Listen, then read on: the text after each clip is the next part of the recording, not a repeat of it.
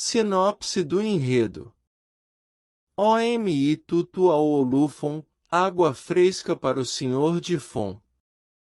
Estamos em continente africano. Mais precisamente, em Ifon. O que se ouve é o som dos elefantes que parecem abrir caminho para o cortejo. Todos, bicho e gente, exibem marcas de Efum e são embelezados com pratas e marfins. A cor branca que veste a maioria dos corpos se derrama. De frente, em seu trono, como escudo, reina Oxalá. Ele é o Senhor de Fon, Orixá Funfun e Pai da criação. Sua imagem é um monumento erguido em chumbo incrustado de pedras preciosas e caule encatado nas águas do Atlântico. Os tambores tocam em seu louvor e o chão está coberto com folhas frescas. O ALA esticado por seus súditos faz sombra ao corpo do rei. O opachoro, majestosamente erguido pela mão do rei, dá sombra e abriga seus súditos. Em certa ocasião, em um tempo que não carece precisão, Oxalá deseja visitar outro Obá. Um fraterno companheiro, quarto Alafim do trono de Oió, o fogo que arde vivo no casco de um ajapá que rasteja tal qual o brás incandescente, Xangô. Como é costumeiro e conveniente aos soberanos, antes de seu deslocamento, Oxalá busca saber de forma antecipada informações sobre a jornada que estava disposto a realizar, consultando o Babalaô de Fon e a tábua sagrada, o Opon Ifa. Jogo feito e búzios caídos. O Hierossum marca um ódeu que antecipa desgraça e ruína. O sacerdote tenta, em vão, convencer o soberano a desistir da viagem. Irredutível, ele diz que irá. Diante da negativa e da insistência de contrariar seu Odu, é então orientado de forma imperativa, como bagagem indispensável para a viagem, leve 3 mudas de roupas brancas, alfanfã, e sabão da costa, OSE Dudu. No percurso, para afastar a morte, mantenha-se em silêncio absoluto e, em nenhuma hipótese, não se negue a realizar qualquer coisa que lhe for solicitada. Antes da partida, para reduzir o dano que se mostra real, ofereça a Exu, aquele que anda na frente e é o Senhor dos caminhos, um agrado traduzido em generosa oferta. A orientação dada pelo sacerdote não foi aceita. Logo ele, rei coroado da corte Funfun, criatura modelada pelas mãos de Olorum, o dono dos olhos que tudo vê e pai da criação do homem, precisaria agradar Exu como forma de obter menor dano?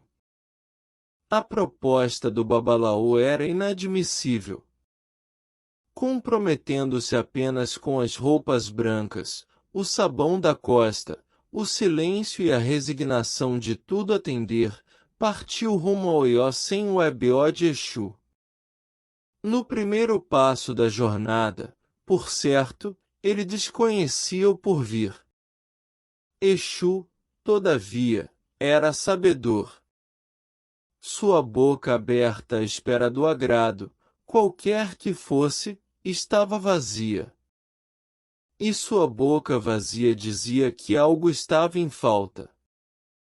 A falta era uma pendência. A pendência, uma dívida. E a dívida seria cobrada onde ele é soberano, no caminho. De branco, Oxalá dá o primeiro passo de seu trajeto. O primeiro passo é o início do caminho. O caminho, como se sabe, tinha dono. A partir de então, é Exu quem comanda. Ele a sonora gargalhada disposta a romper o silêncio. A travessura da travessia. O fiscal que ri enquanto cobra quem deve.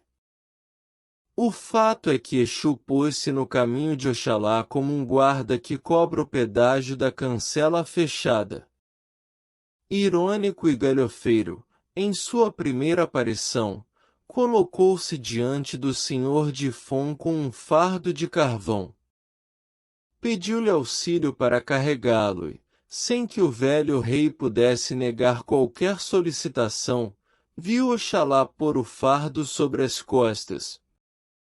Foi quando a gargalhada de Exu rompeu o silêncio, enquanto o dono da boca que tudo come fazia com que o conteúdo do fardo se derramasse sobre o rei. Tingido de preto, Oxalá se dirigiu ao rio mais próximo. Banhou-se com o Osse Dudu e vestiu nova roupa branca, a primeira das 3 que levou, para seguir a jornada.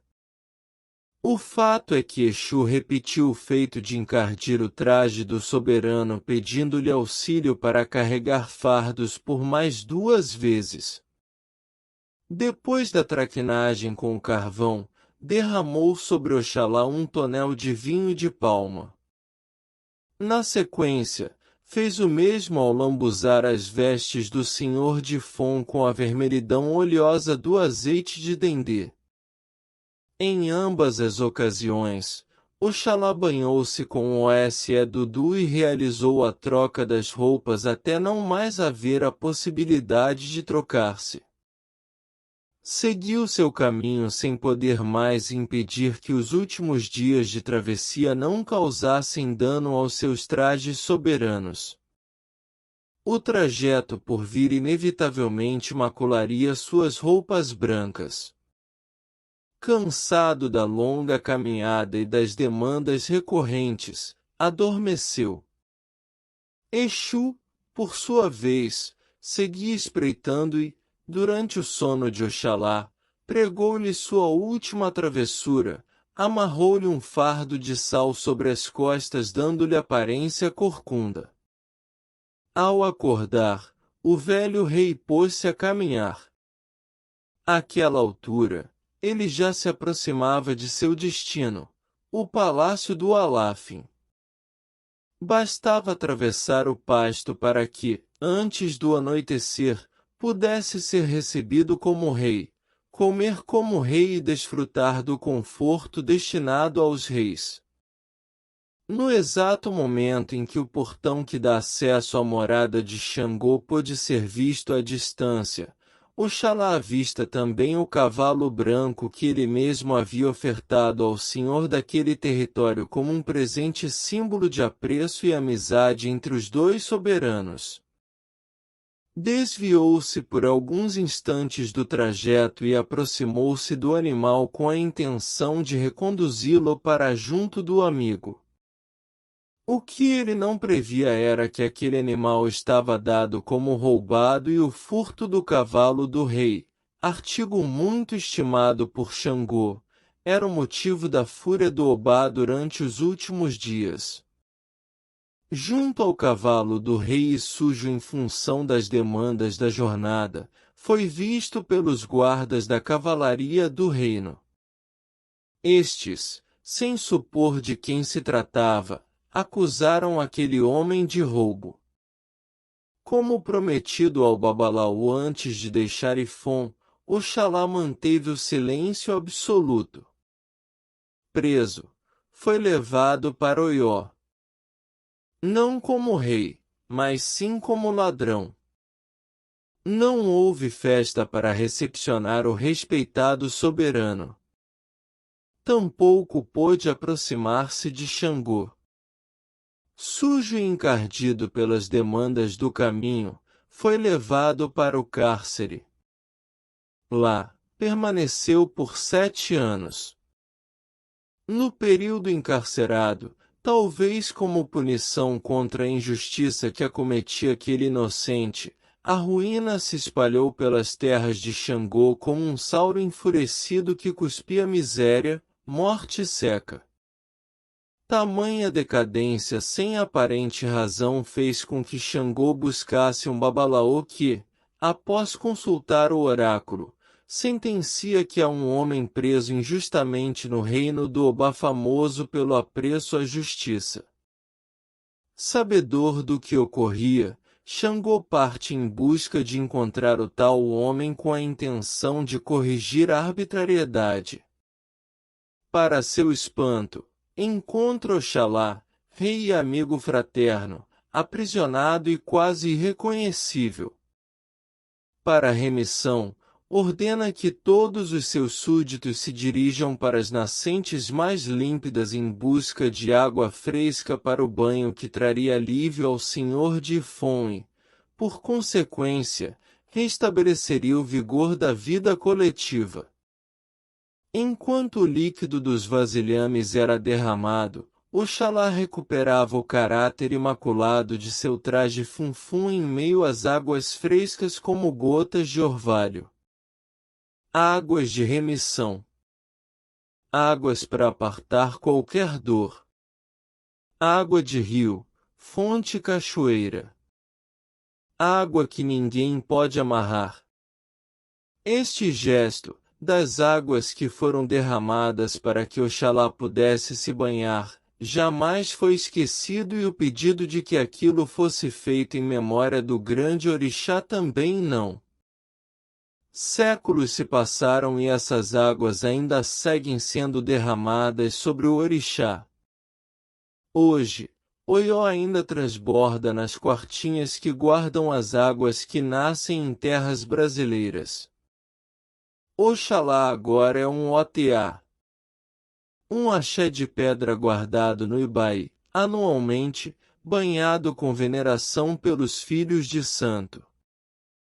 Em seu louvor, em procissão, por 3 fins de semana, todos vestem a alfunfum, roupas brancas, e suas águas frescas, OMI Tutu, são recolhidas antes que o primeiro raio de sol possa tocá-las. Quando a noite cai, as equedes auxiliam os orixás que vêm dançar. E Abás e Oborós estão na terra. O ALA é estendido enquanto o soberano se manifesta no corpo do homo-orixá que enverga. As mãos dos alabês dão vida ao couro que vibra enquanto as iabacês carregam o acaçá cozido e o ebió de milho branco para o salão.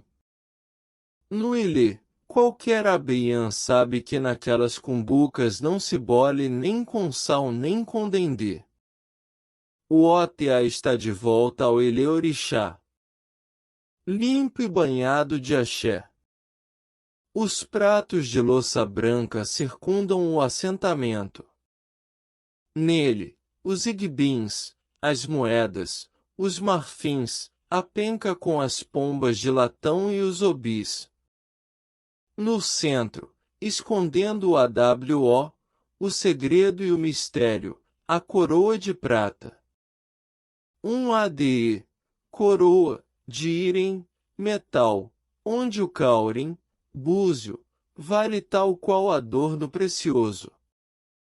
Enredo, pesquisa, roteiro, desenvolvimento e texto, Leandro Vieira.